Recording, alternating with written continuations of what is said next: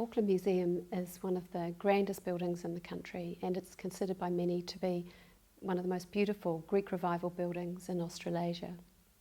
Greek Revival was chosen as a style because it embodied a lot of symbolism that suited both the war memorial function of the museum, but also the learning and the knowledge function that the natural and the human history collections embody.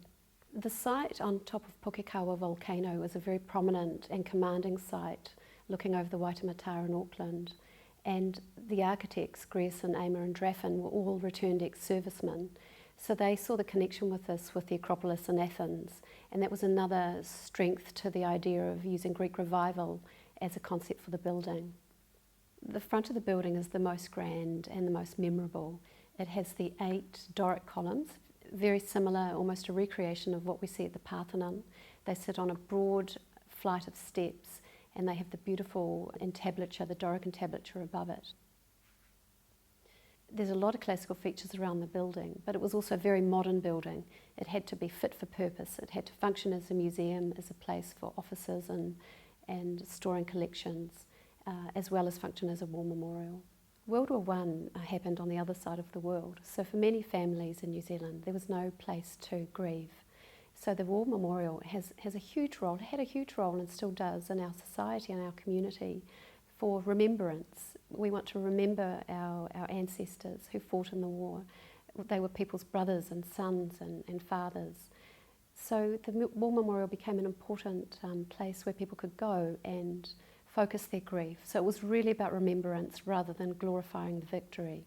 If you have a look above the portico on the front of the building, there's a famous quotation from Pericles' funeral oration from about 2,500 years ago, which gives that Greek connection once again. The remembrance aspect can also be seen in the inscriptions around the building.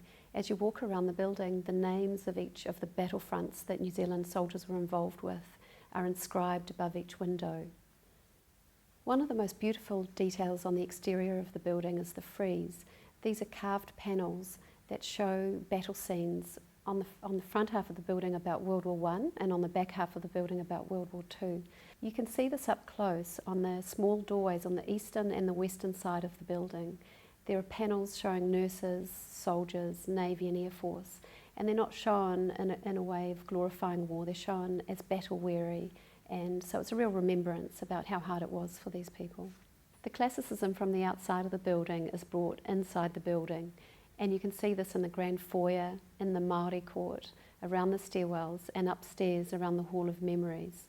They've introduced the beautiful Ionic order and the Corinthian order, but there's something different about them. They're shown with New Zealand references. For example, in the Corinthian columns, this Māori motif interpretation blended with Egyptian Corinthian detail. If you walk upstairs in the grand foyer, you'll see some interesting details around the balustrade of the Hall of Memories. As a koru or waveform that's been detailed to beautiful effect. There's a taiaha intertwined with a Greek key pattern in the balustrade.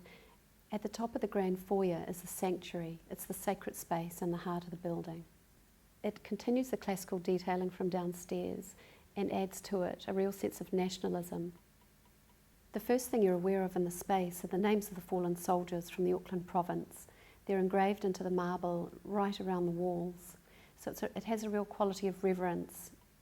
The museum is one of the most important buildings in the country. It's a landmark building, it's an iconic building, and it has a wonderful sense of timelessness about it.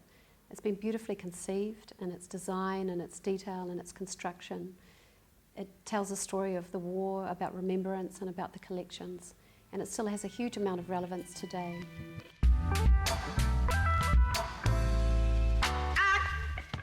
For more information, follow the links in the description below.